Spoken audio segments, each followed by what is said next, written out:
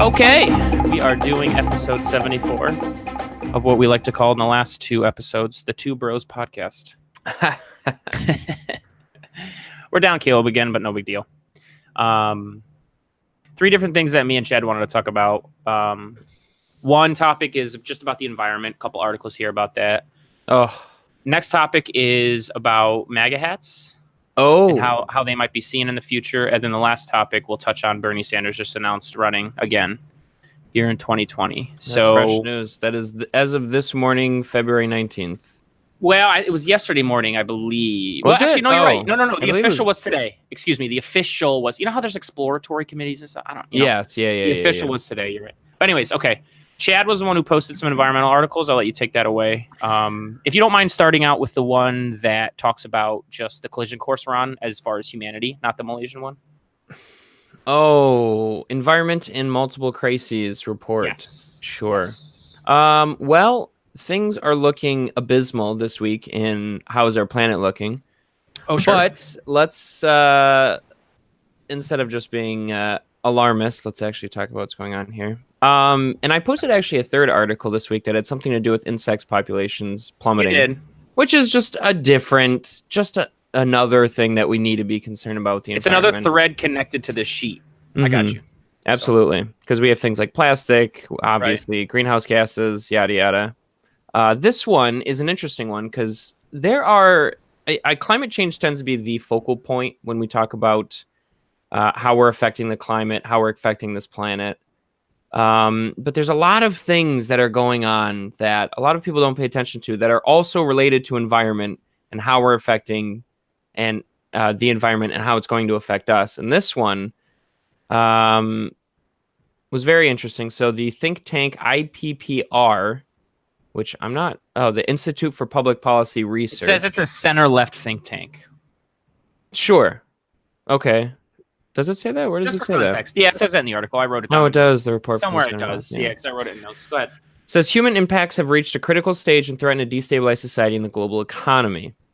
Scientists warn of a potential deadly combination of factors. These include climate change, mass loss of species, topsoil erosion, forest felling, and acidifying oceans. Those are like the big ones. Those are like the biggest ones that we need to be concerned with. But this one in particular is talking about the topsoil. Which I hadn't heard before. I thought that was interesting with this article. I agree. Yes, yeah. And this is something we absolutely need to be concerned with because topsoil is what we use to grow our food. It's what we use to feed ourselves. There are 8 billion, is it, on this planet now? And only rapidly growing. And our ability to feed ourselves is the only thing that keeps that number that high and growing. And if we lost that, that would be an unbelievable humanitarian disaster. If we could not feed 8 billion people all of a sudden anymore, that would be a huge problem. I mean, wars would break out over just my God, yeah, arable land. You're right. Let's not, and this is a little tangent, let's not take this simply. A lot of people will be like, oh, if food runs out, I feel like, not a lot of people, but I feel like some people might think, oh, it's just the food that would be a problem. No, there are how do I describe this? There are fault lines, let's just call them, in the world, politics, society today. If you introduce something that's as dramatic as that, those fault lines will also open. So you're right, Chad. You're going to get a cascading like wars, and everybody will be just pitted against each other, just trying to survive. Yep. Just trying Welcome to survive. to old school evolution, modern human way. It would be the worst. It would just be the... I mean, that's complete. I wish I had better words to describe how absolutely horrible this would be. But yeah, it would be the worst. So let's see here. Non-hyperbolic, the worst. Yes. Yes. Under hyperbolic. Right. Not hyperbolic enough. What issues are being underplayed? So these are the points that come out of this report. Topsoil is being lost 10 to 40 times faster than it is being replenished by natural processes. Can I cut you off right there? Sure. Why do you think? Because it didn't go into it in the article as to why.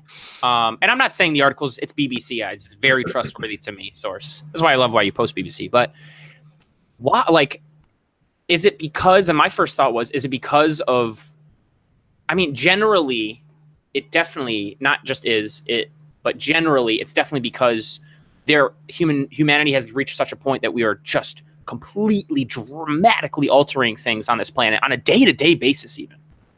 And so what from that is making topsoil, do you know what I'm saying, like making topsoil go away? Is it that we're killing a lot of like trees and stuff?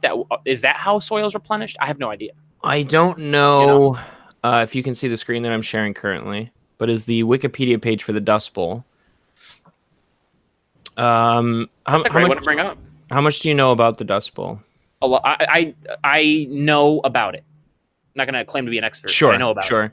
So, and there was a bit of different factors with the Dust Bowl, but one of the main things was over farming of the land. There's something that we do now that's called crop rotation. Right. Because when you grow crops, they pull these nutrients out of the soil, and it takes time for those nutrients to be replenished back into that soil. And when you grow very frequently and you don't consider these things, you lose a lot of those nutrients. A lot of the soil can turn to dust. Literally, you can see arable land where you could plant turning into like just unusable. Nothing's going to grow in that dirt. For billions of years, there was no targeted engineering of crops. There was just plant life, right? Nobody was altering it as much as we do now, and it would grow, die, replenish. Now we're not even think of a farm. Nothing is diverse about that. You're growing one thing and you're taking it all away. You're not letting it hit the ground, die, and replenish the life cycle. You're cutting out I'm not a scientist, in my basic general knowledge here, you're cutting out a cycle of that. And you're expecting it to continue to like reap benefits over and over again, but you broke the chain. So on top of the fact that a farm is not diverse, you have all one crop. Yeah, it's and I think it has also it's not just overgrowing crops. It also has to do just with climate change specifically, just sure, that's another climate variable. Being different, hotter weather. There's one paragraph in here that is insane to me, and I don't know where East Anglia is. Is that like a? Google it. Keep going. They reference the UK, so I assume it's just like a state, quote unquote. I don't know what they call them over there, but like a region in the UK. And it says some 2.2 million tons of UK topsoil is eroded annually, and over 17% of arable land show signs of erosion. And it says this: nearly 85% of fertile peat topsoil in East Anglia has been lost since 1850, with the remainder at risk of being lost over the next 30 to 60 years. That's just unusable land in terms of agriculture. That's gone. And while there might be a bunch of different factors for why this topsoil is getting eroded and you can't grow crops in it anymore, it's us. It's absolutely us. And this is, I can't stress how much we should be concerned about this. East Anglia is in East England. Yeah. So yes, in the UK. Fair enough. No, yeah, definitely. And when we think of the UK and England, as far as modern society goes, like since the Middle Ages, they're the shit, right? Like, So I am not surprised that, especially the epicenter of the Industrial Revolution when it started, is the prime example for, hey, like in England, they've been modernized for many hundreds of years, and like some of the things we've done haven't been great. It's not that great.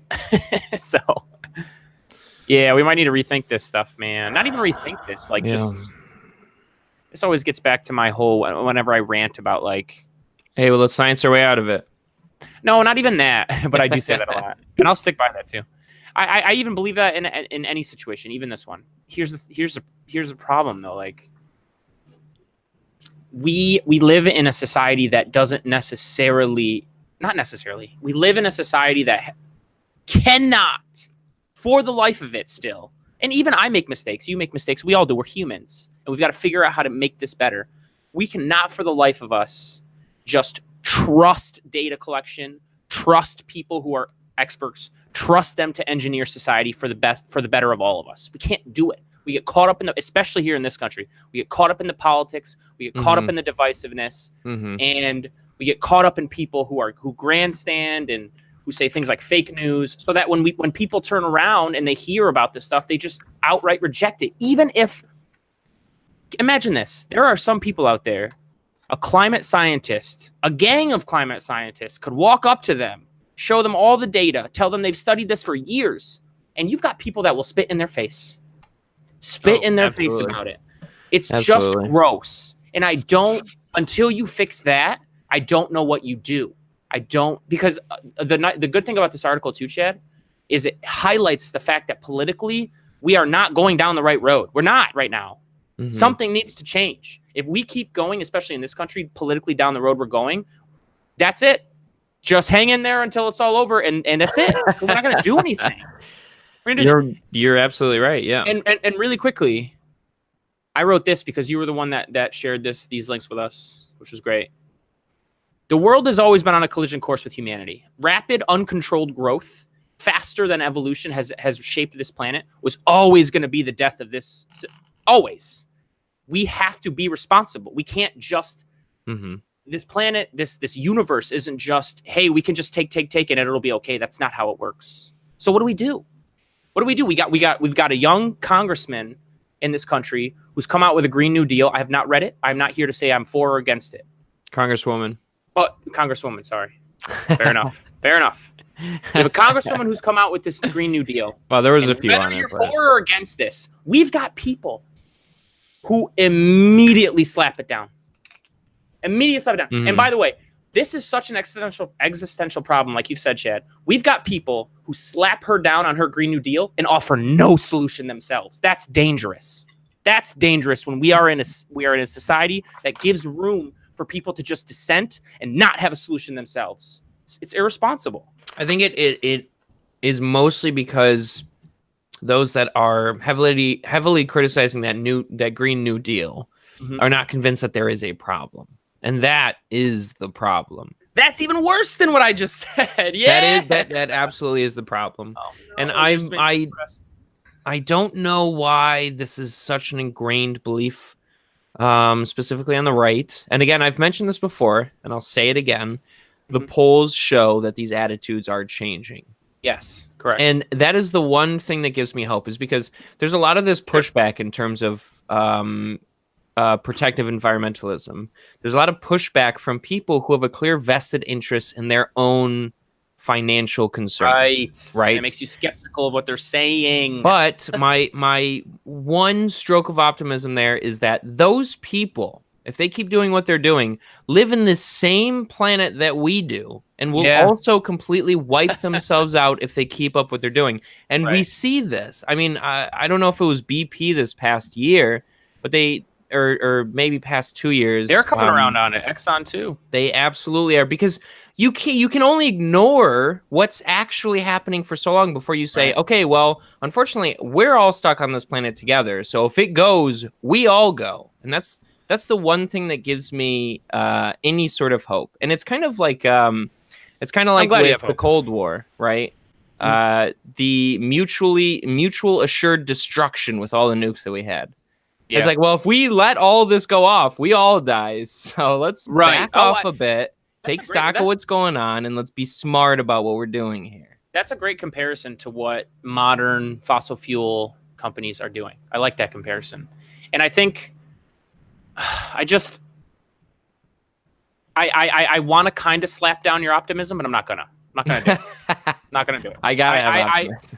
Listen, no, I agree. And this is going to sound a little too deep and stuff, but when someone like you says, I still have hope, that gives me some hope too. Just you saying that. So hopefully we'll, the other article you posted about the environment was just sad. It was very sad. And let me read some of the notes well, you know what? Let me get you to go ahead and describe the article. Then I'll read some notes if you want. Sure. Yeah. So I'll give a quick overview. And this one is just like another extension of just this irresponsible consumerist type of world that we live in. So there's one town in Malaysia who has become, or Malaysia, let me just read the opening sentence here. Malaysia has become one of the world's biggest plastic importers, taking in rubbish the rest of the world doesn't want. But one small town is paying the price for this, and it is now smothered in 17,000 tons of waste. And that's majority plastic. And it basically tells this anecdote of these villagers they started in recent years noticing these horrible, putrid, pungent, like lung-burning types of smells that would come almost regularly, daily in their village. And they didn't really know what was going on, but there were clearly like bad side effects to just like whatever this just putrid smell was that would seep into their homes. And it turns out that, and let me get the right number here. In 2017, China had decided to ban the import of foreign plastic waste, right? And what a lot of these modernized first world countries do, Japan, South Korea, the UK, United States in particular, we outsource our plastic. So we recycle here. That's then broken down maybe into plastic pellets and reused, or what ends up happening is we export it to quote unquote recycling companies in China. And what these companies in China were doing was they were just dumping the plastic. They're getting paid to recycle it, and they're not recycling it. They're burning it, they're burying it, they're dumping it off at sea. And China recognized this and they banned it. And so what these Chinese companies did was they moved to Malaysia. And they just, because you're talking about a country that maybe doesn't have this problem, didn't have laws against this, or it's not a regulated thing. And they just plop on down, and they started doing this in this specific village in Malaysia, which, I mean, I'm sure they did it in several places in Malaysia, but this town in particular suffered real bad. And these factories were just burning the plastic. They would just throw them into huge boilers and dump the smoke out just into the town, just letting the wind waft it away wherever it may. And they're getting paid to, quote unquote, recycle this plastic. This is horrible. I mean, and regular folks around there are being affected health-wise. Absolutely. Yeah. Burning plastic releases so many carcinogens. Oh my gosh, so many. Insane. Plastic is not natural. Plastic is not natural. Yeah. So, and this is really, it was a great article. This is kind of what I wanted to hear from you about it. I just feel like proper regulations and rule following will help situations like this. Now, it says in the article Malaysia does have laws, and they do shut them down when they can, but they just pop up somewhere else. Right. So I feel like proper regulations and rule followings will help situations like this. But what does that mean? That means a strong central authority that can regulate and enforce it. Duh. We cannot talk about fixing the planet. We cannot talk about climate change. We cannot talk about these issues without addressing that. Without regulations and uncontrolled growth, you will not solve, you will exacerbate this problem. Exacerbate it. And the one thing that kept coming to my mind as I was reading this is we live in a society where we just don't trust central authorities. We don't. And if you can't trust a central authority on something as big as this, you're going to fail. Climate change is such a huge problem for many reasons, but one right now I'm trying to harp on.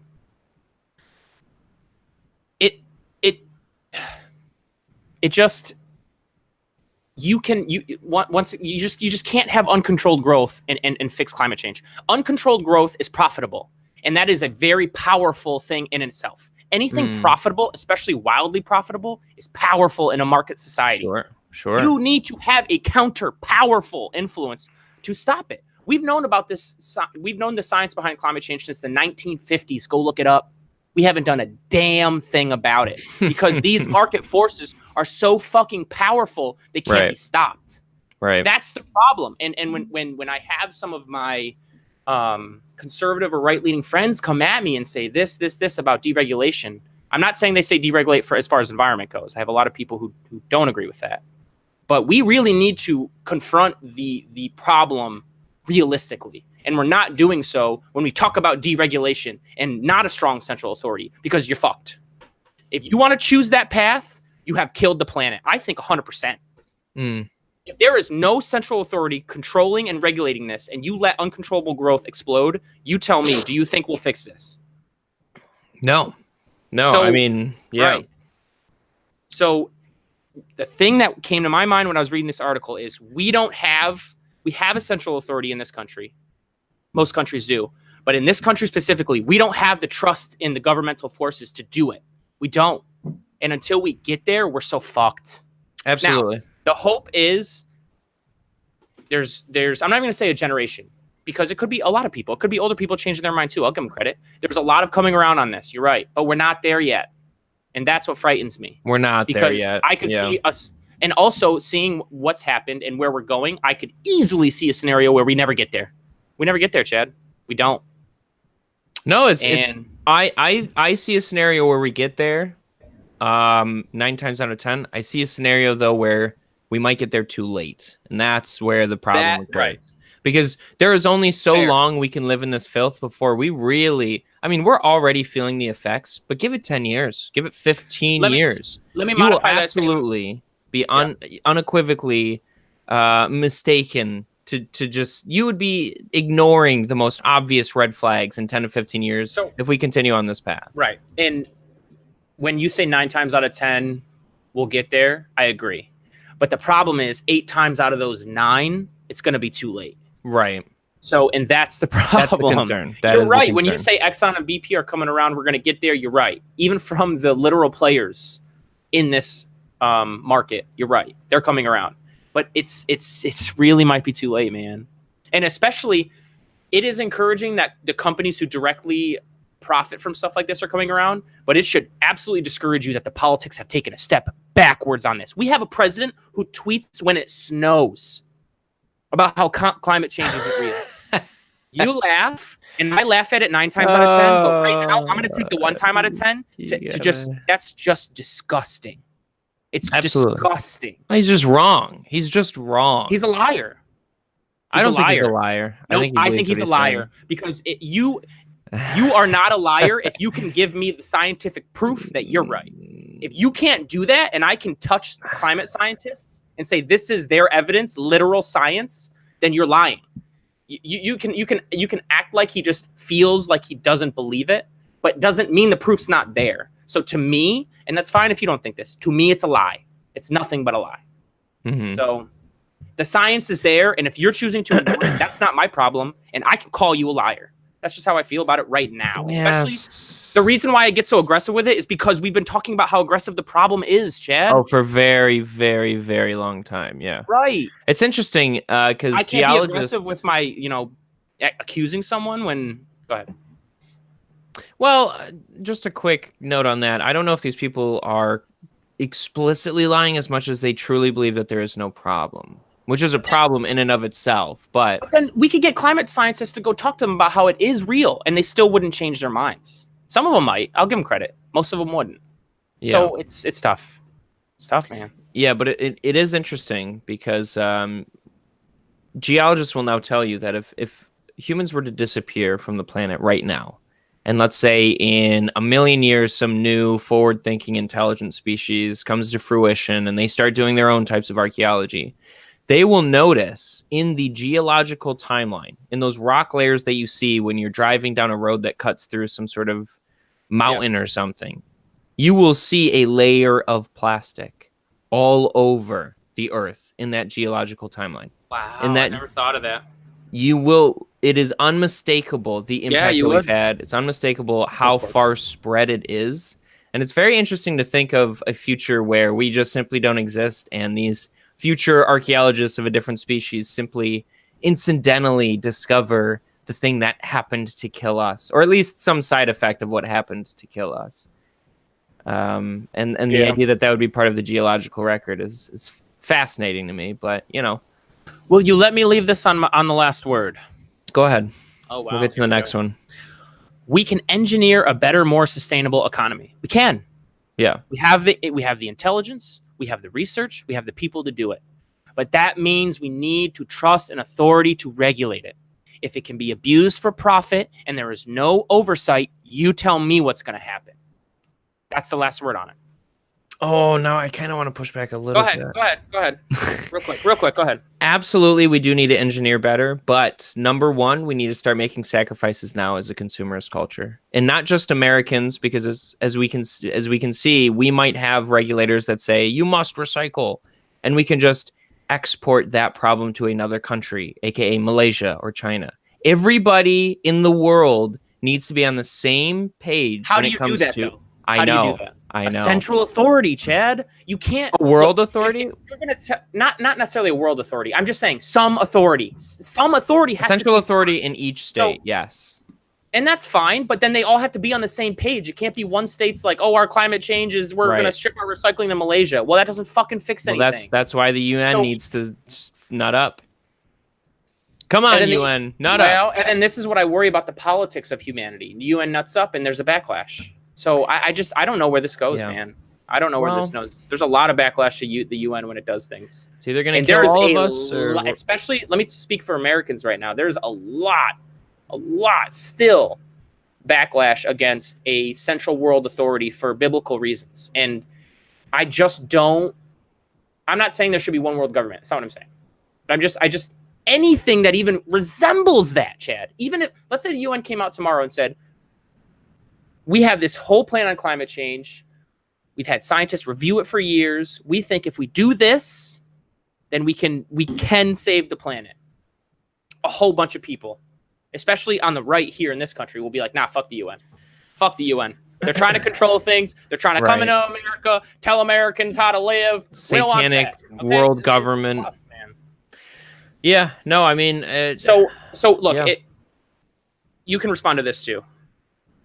If you are telling me that to save this planet, we have to individually trust every single person to make the right choices, we are fucked. I'm telling you we are fucked. And if you don't think that's the case, you need to tell me why. It needs to be a central authority telling people, this is why you have to do this. You will do this because we need to. If you don't have that, you're done. And I admit, even on my own day-to-day choices, I'm not the worst person, I feel like, with sustainability. But it's not great because we still have to live in the society we're in. Sure. So you're going to tell me, if anybody, not you, I'm sorry, if anybody's going to come to me and their argument is, well, start looking in the mirror first. Listen, that's not going to work. And when we talk about a problem that will destroy the planet, it needs to be better than that. You're right. No, you're absolutely right. This is the instance where we need a collectivist attitude rather than an individualistic attitude, because things just aren't going to change quick enough to where we can actually save ourselves. Right. You're absolutely right. I'm reminded of Eddie Bravo on Joe Rogan's podcast the other day. Oh. Hang on. I'm not supporting Eddie Bravo in the idea that... Hang on. Let me finish. I'm not supporting the idea that space is fake. That's what I'm referring to. Eddie Bravo has some rants on how space is fake. But he said something as to why this is a conspiracy. He said this. Most people on this planet don't want a one-world government. And the leaders know this. So they invented space. Because what's the only way you could get the planet to unite? Some common problem. An extraterrestrial threat. Oh, sure. That is the only way human beings will unite. Oh my god! And even though this is Eddie Bravo saying this, and you can go look up the rant. It's terrible. That is insane. But there is truth. And what makes me sad right now is I'm combining the fact that Eddie Bravo's not wrong about unifying people. That means what, Chad? Unless we get an existential threat, unless we can realize climate change is an existential threat. It is. But we don't realize that until we realize and embrace that. Well, all the signs will continue to be right in front of our faces, and it'll only get worse. So let's see how quickly we realize we need to do something about it collectively. Yeah. That was a great segment. Yeah. It was a great segment. So we'll do these last two real quick. Real quick. So I found an article. Yes, I found an article this week. Good Lord. Where some professor said this. Finding parents' MAGA hats will one day be equivalent of discovering their Ku Klux Klan. Okay. The obvious, I don't even know how I have to say this, is that the Ku Klux Klan did things that literally ended lives. Okay? Literally took away a human being's even right to live. Okay? That is on such a scale to me that is higher. And it doesn't make sense. I think in this age of Twitter and 24/7 news, people just step in these holes in the ground. I don't even think that I'm not even going to assume that the professor thinks that MAGA hat wearers are just as bad as Klan members. Maybe he was trying to make a comparison and it was a bad one. But man, in this age of news, like, you just come on. I think that there will be. We just ended the climate change discussion and we kind of touched on. Oh, thanks for sharing that. Mm-hmm. We just ended the climate change discussion and we kind of touched on just the way forward with an idea, especially when it comes to, in that segment, climate change. I think when you thinking forwardly, when you look back on this time period, do I think that there will be a negative connotation about Donald Trump and MAGA hats? I do. 100%. I just don't think at all they will be on the same scale of Ku Klux Klan stuff. Yeah, it's a super aggressive statement, and it literally only serves to divide more. But I somewhat understand where he's coming from. But I feel like if he said Confederate flag, then have maybe that's more of a apt comparison than a Ku Klux Klan hood and robes. And again, this is an attestament to how we have to be so inflammatory these days in a sea of people saying things to just be the one that gets paid attention to. Mm-hmm. But it's just not a good comparison, and you're only making problems worse with divisiveness. This is so aggressive to say. If you want to call, and it says this later in the article, if you want to call the hat a symbol of hatred, then that's fine. That won't trigger me. Like, whatever. Be on your way. That's, maybe in 20 years I won't be wrong.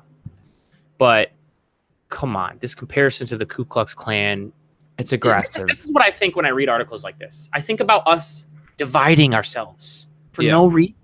Right. For no fucking reason at all. Nobody's being violently attacked. Nobody's being hurt. These are all ideas coming from, admittedly, an idiot in Donald Trump, right? The Make America Great Again is ideas coming from a person. Words, ideas, not violence. Not violence, okay?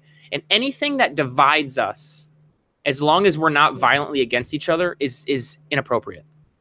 And I think me and you agree that in a long time, sure, it might mean something negative. It probably will. Probably should. But in this moment in time, we need to come together. I am so tired of reading anything that divides us. So what do I mean by this? I basically, this article isn't even 100% wrong. It's just not helpful. That's what I'm trying to say. It's not helpful to solving problems of tomorrow. All it is just rehashing bullshit. It's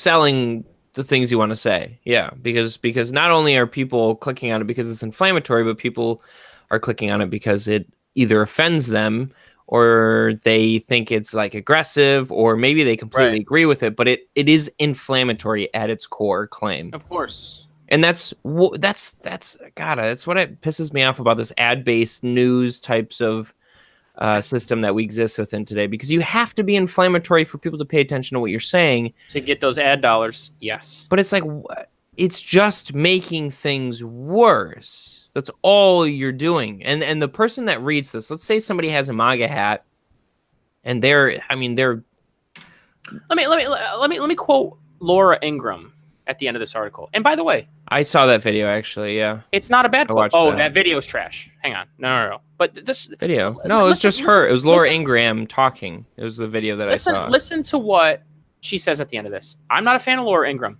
I am not. Oh boy, I'm not. But this isn't wrong. Listen, Ingraham called on Trump supporters to keep wearing their hats, and while doing so, to be sure to show everyone around you what true tolerance, kindness, and inclusiveness looks like. I like that statement. Yeah. If you're wearing a MAGA hat and you're walking up to every single person in life as you approach them, and you're open-minded and you're having discussions, even if you don't change your mind, good for you, sir. Good for you. I don't even care if you change your mind or not. When I get into a good discussion with someone and their mind doesn't change 1%, I don't care. It's that sharing of ideas. It's that community, willingness to be challenged mentality, right? That brings us together. So I think Ingram's divisive. Don't get me wrong, but this paragraph in she itself, absolutely is. Yeah. That's right. So yeah, this it's just an unfair comparison. It's just more divisiveness, and this podcast won't stand for it. What I will say though is I do believe a lot of people who have those MAGA hats, let's say they are discovered in their attic when they're 50 to 60 years old. I do think it might be a point of shame for them, because I feel like, and it's so easy to get caught up in the rhetoric and the back and forth and the positive or the negative in terms of who Donald Trump is and what he's doing. But time tells everything. Right. When all the feelings subside, when all the time passes, and we are able to all collectively, objectively look back at the past, we will see what this administration has done and what it was for. Right. And I do think there will be a bit of shame for the MAGA hats, but I don't think it's anywhere comparable to somebody having a Ku Klux Klan hood discovered in their grandparents' closet. That's just it's incomparable. As the kids say, there's levels to this. Come on, we have to admit there's levels to this. Absolutely. And also, linking it back to our climate change discussion, we have a president, and I said this, we have a president who, anytime he sees snow, claims that climate change is real. In 40 to 50 years, Chad, that is guaranteed, after the segment we just had, guaranteed to be proven wrong. So yes, just in that lane, as opposed to all the other lanes, you're going to be ashamed. You're going to be ashamed that you supported a man who destroyed your planet for your children and your grandchildren too. It's disgusting. I can perceive those things. I'll say this: in 40 to 50 years, if we keep on the path we're on, the impacts of climate change will just be unobjectionable from anybody. Period. Right. Exactly. That's what I'm saying. And in that way, look at past comments about how snow makes climate change not real. That's embarrassing. That's so embarrassing. That's literally openly embarrassing, right? Who was it? Was it Kamala Harris that was announcing her? I forgot who it was. It was some Democratic person who was announcing their presidency bid. Yeah, candidacy. They were standing out some outdoor rally and they were talking while it was snowing. Amy Klobuchar, senator from Minnesota. Gotcha. So Trump takes a screen cap. Yes, he didn't take a screen cap. Was it a screen cap? No, he didn't take a screen cap. He just tweeted about how it was snowing, and he said climate change is. Yeah. He didn't say climate change isn't real. I feel like he's not stupid enough to outright say it. He just says things like, "Where's the climate change? Where's the global warming?" You know what I'm saying? Give it a rest, fucker. What he said was, this individual was talking. And they were talking about climate change and how important it is. And by the end of her speech, there was a veritable mound of snow on her shoulders and head and everybody in the crowd. Exactly and for that reason alone, climate change isn't real. And it's just like, he said something along the lines of they really needed global warming there today. It's yes, what? Right. Are you the dumbest? How can you please? It's so frustrating. And something I see a lot, and this is, throwback to our first topic, but something I see a lot is what was it in the 80s or the 70s? Scientists worried about an impending climate cool that might be a problem for us, and as if that is So, and I can't remember what decade it was. I think it was the 70s or the 80s, but essentially the idea was ice ages happen on Earth periodically, almost predictably.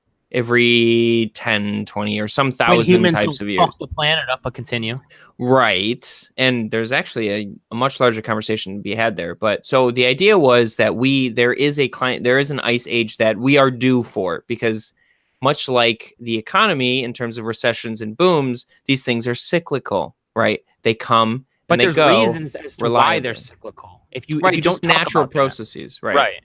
And there's a whole aside you could talk about how the climate change that we have right now has actually off-put a climate or an ice age that we're due for, but that's a whole different thing.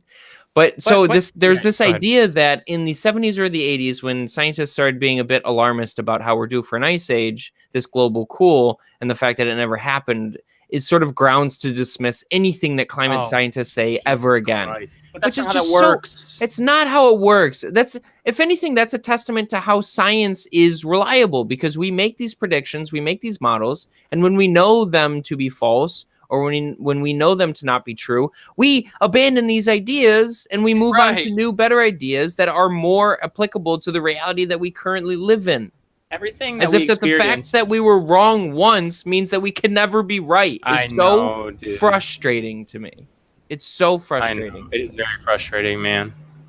But that's a different thing.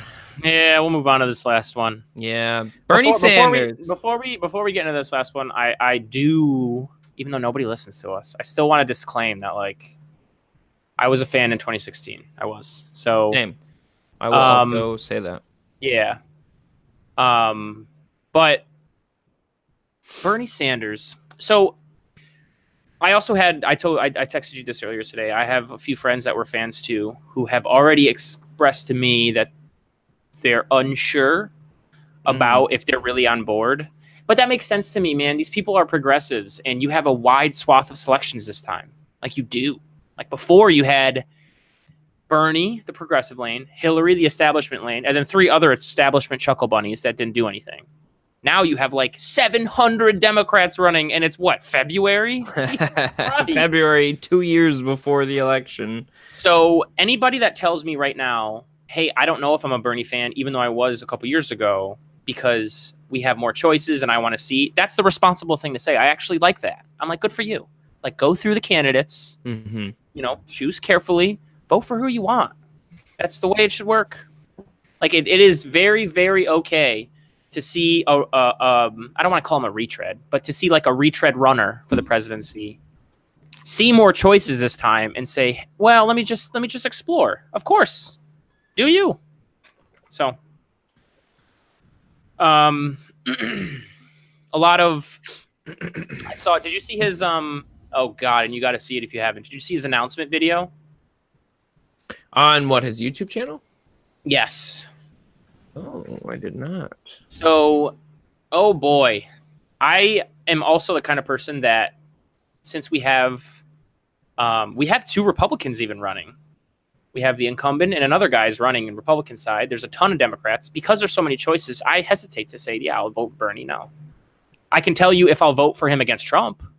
But as far as how the primaries shake out, how all these things happen, like, I don't know.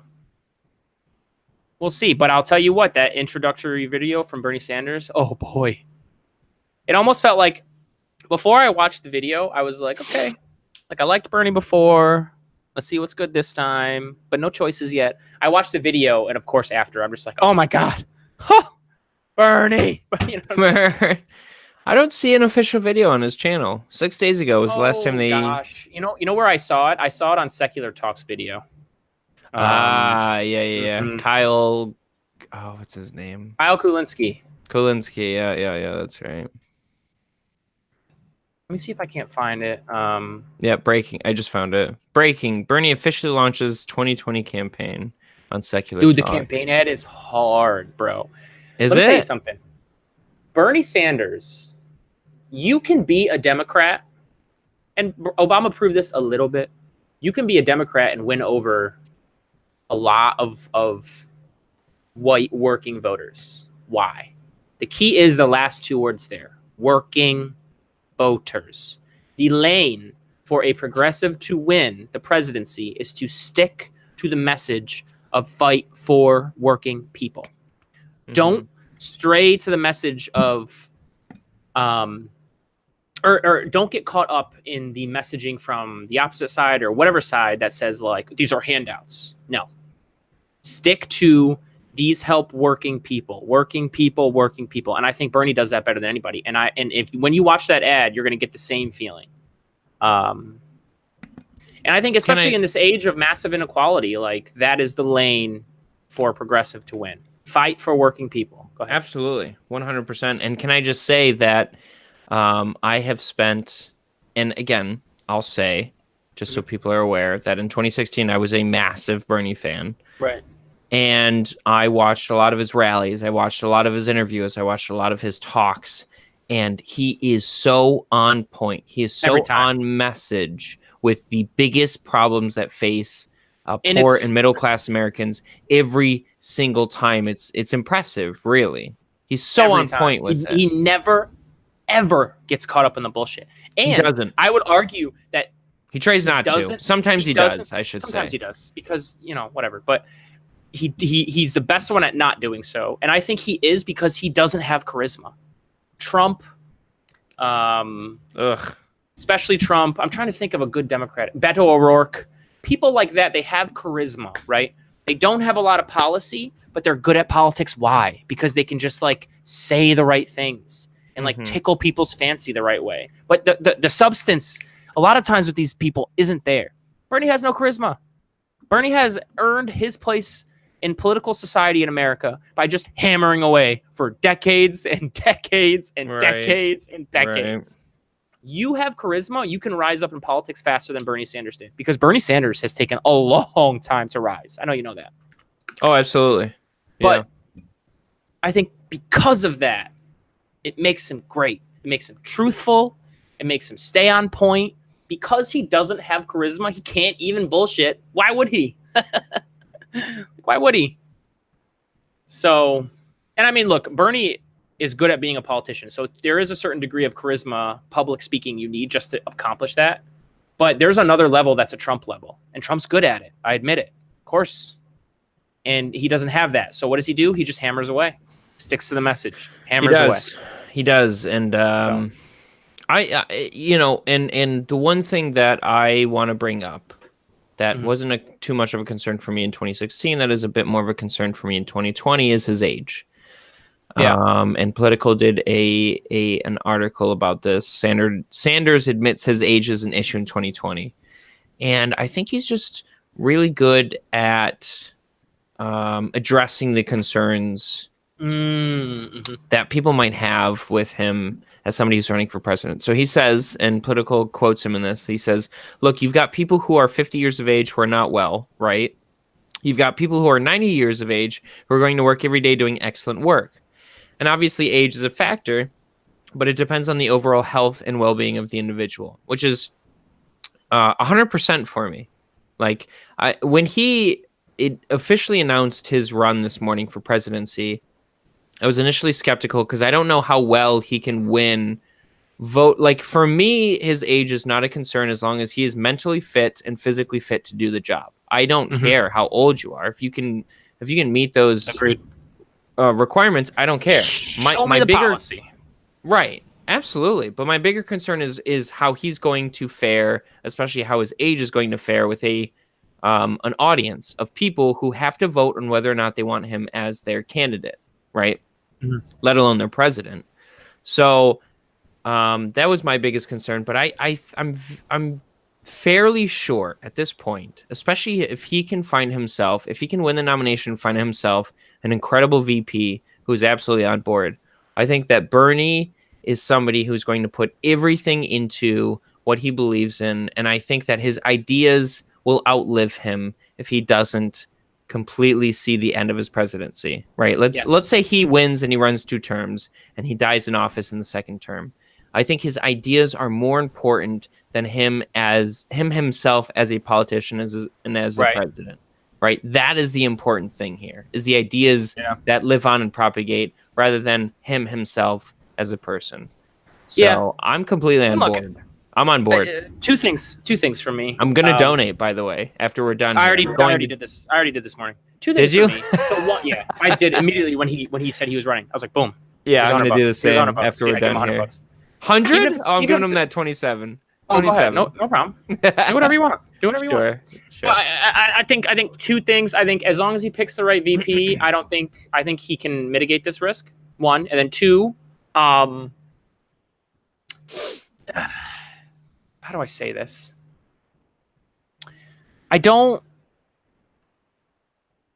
Just mostly you can just mitigate it with a VP. That's really what it is. You can mitigate it with a VP.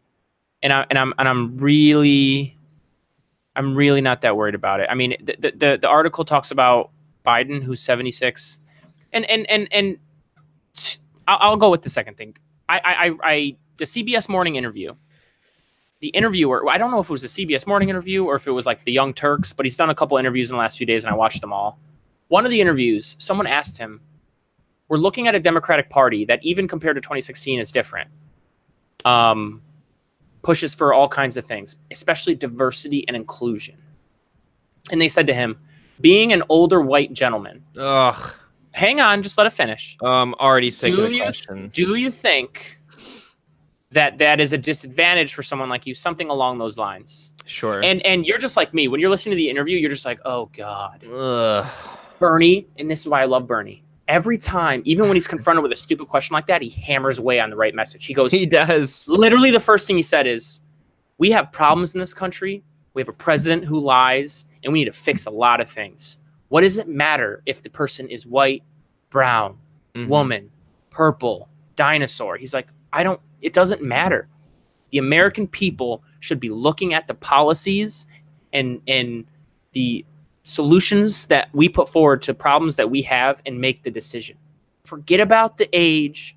Not the age is actually that's fair.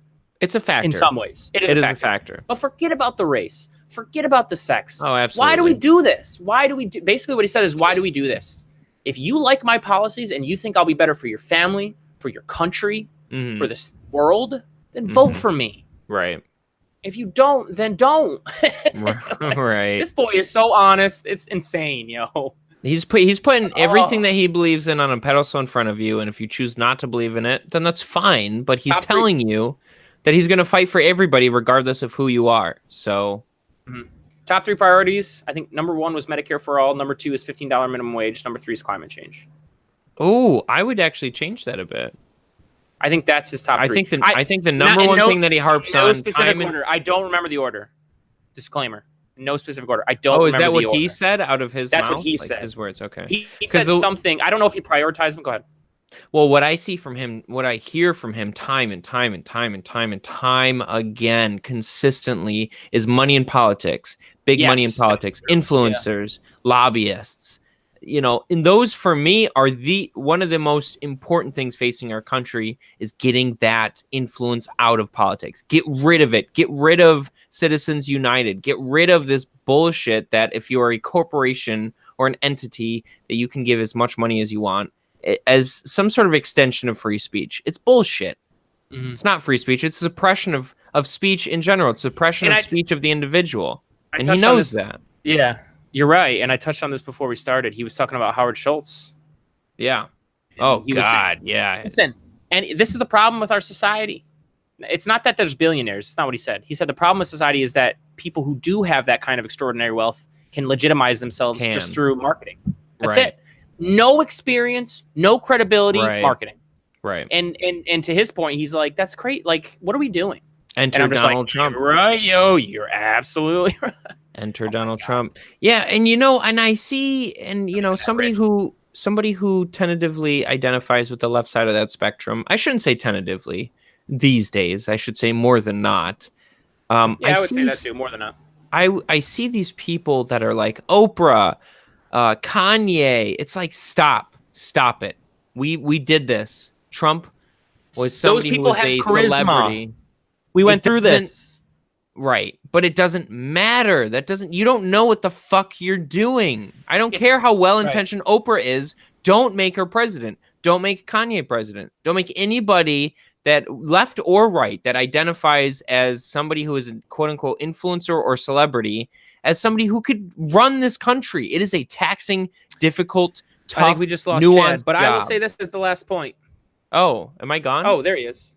You cut out and then... Oh, apologies. No, but fair enough. Everything you said, I got you. Yeah. And based off of what you just said, this is going to be the last word for me. You can respond to this if you want. Sure. What has Bernie Sanders' career look like? Do you know, Chad? Oh, it's so consistent. It's so consistent. Was he in politics in the 80s? I'm pretty sure Bernie has been in politics for a very, very long time. Exactly. And so to that point that you were just saying, he's got the experience. Now, what amazes me about him is he exists in a world where establishment is a nasty word. And based off of a record of how long you've been in government politics, he should be establishment. But he isn't. He's not. But he isn't. But he isn't. And there is a reason why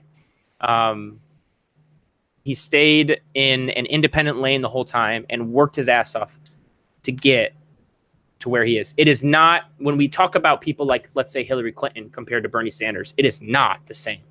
They have been in politics just as long as each other, but one person took a path that took them to extraordinary power and wealth, and one person took a path to extraordinary power, but never took the wealth and Right. kept hammering away on and took Policy. the harder path too. Being an independent senator is insanely difficult. Oh yeah. Fucking insane. That is literally the only other thing that's harder. That's the only thing that's not as hard as getting presidency independent. It's tough. Now he's from a small state, so fair enough. But still, man, it's not easy to do. The man worked his way up, so give him the credit where it's due. If you don't agree with this policy, that's fine, but acknowledge him for somebody who's been consistent and who has been honest for so long. That's why he's the highest. That's why he has the highest approval ratings. I saw that. What was that? 11th year in the row? Mm-hmm. That's insane. It doesn't surprise me though. Knowing Bernie Sanders for the last couple of years, I'm not surprised. You're not wrong. And that actually gives me hope for everybody because that's everybody approving of him. So that's good. Yeah. Well, stats are always skewed. There's always context to stats, but there is. Bernie. But you should always take polls stats with a grain of salt, but you can also take some things away from them too. Oh, absolutely. Right, exactly. No, obviously. Right. I'm not saying write it off completely. Okay. But yeah, there you go. In the books. Appreciate you, Chad. Oh, appreciate you, brother. Thanks for doing this.